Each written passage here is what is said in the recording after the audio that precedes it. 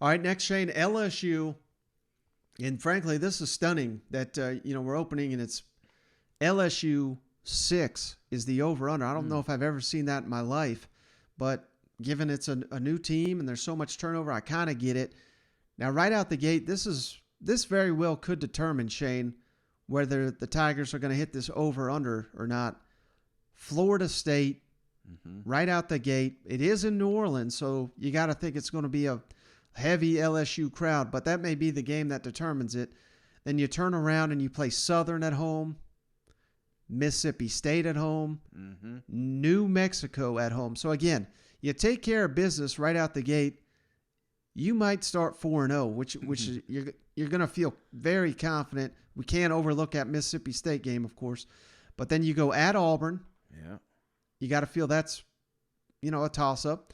Tennessee at home, who that's a team that's got no idea what it's like being in Baton Rouge Tiger Stadium. Right. At Florida. Ole Miss at home. Then you got 2 weeks to prepare for Alabama, but you could have 2 years. You're probably going to lose. At Arkansas, UAB, and at A&M. So, hey, some of your tougher games on the road. I mean, this is a very difficult schedule. That's why I think for the Tigers, Shane, I think it really does come down to that Florida State game. Yeah. Yeah, right out of the gate. And what scares me about LSU, brother, is the schedule and the schedule placement. This is a team that I think will be doing better toward the end of the season. Just unfortunately, when you make it there, you're playing some of the best teams in the SEC. So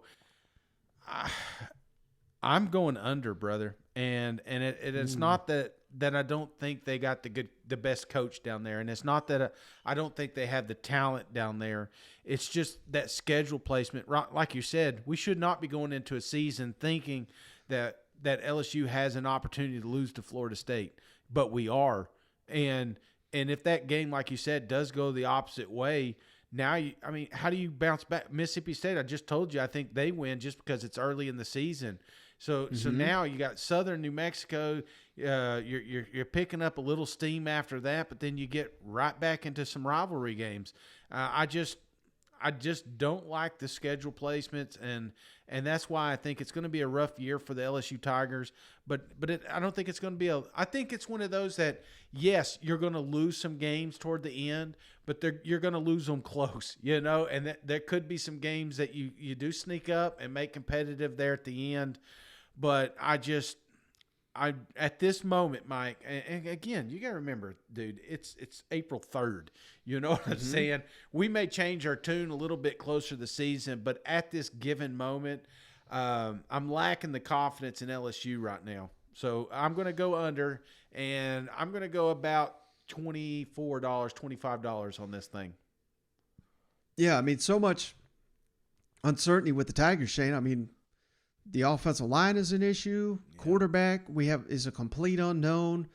Even there's, Keyshawn Butte. What's his status? Yeah, we don't even know what he's doing. Heaven forbid he's not on the team. I mean, that may change everything.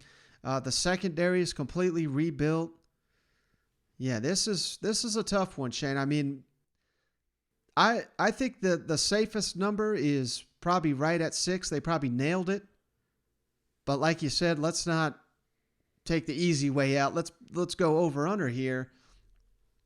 And that's kind of something I've been saying all off season with the Tigers, kind of like you just echoed. I think they're going to be playing better football at the end of the season, but playing better when you're facing Ole Miss, Alabama, Arkansas, and A&M. Right.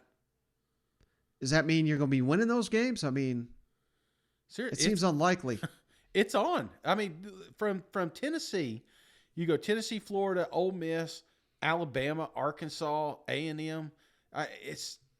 What are you doing at this point? You're even if you are playing better football, you are going against some of the best teams in the country. Mm-hmm. Yeah, so I think I'm right there with you, Shane. I think if I had to bet one way or another, I'm going to bet the under, but just because I can't push. But, I think this, if you're an LSU fan, you're fine with that because it kind of reminds me of where Tennessee was this time last year, Shane, where you're going into it and say, let's just get to a bowl.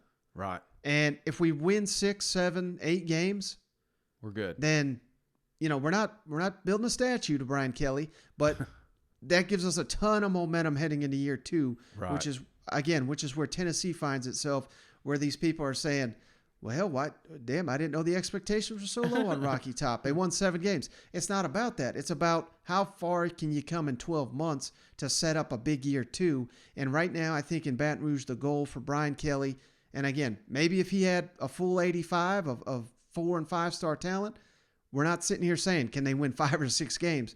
This is a team where, hell, they're taking FCS guys. They're taking guys from ETSU, guys from Florida International, and they're starting them on the offensive line. I mean, this is the reality of the Tigers right now. Right. So I'm right there with you. I think you got to lean the under right now.